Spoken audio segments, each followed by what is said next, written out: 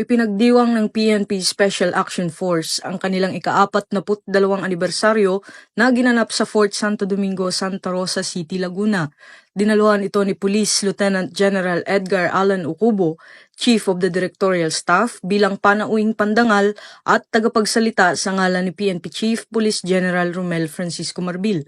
Sa kanyang mensahe, pinuri ng Chief PNP ang matatag na legasiya ng PNP Special Action Force sa larangan ng katapangan, disiplina at sakripisyo.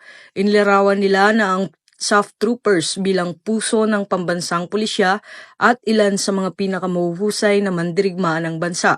Binigyang parangal din sa selebrasyon ng mga natatanging tauhan, unit at katuwang ng PNP SAF. Isang makabuluhang paggunita ang inialay sa mga nasawing bayani ng Special Action Force na patuloy na nagbibigay inspirasyon sa buong organisasyon ng PNP.